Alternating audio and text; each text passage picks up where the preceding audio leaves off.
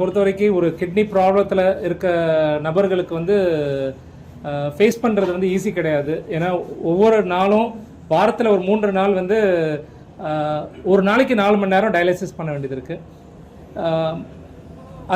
அதில் என்னென்னா பெரிய டிஃபிகல்ட்டிஸ் என்னென்னா ஆர்கன் கிடைக்கிறது.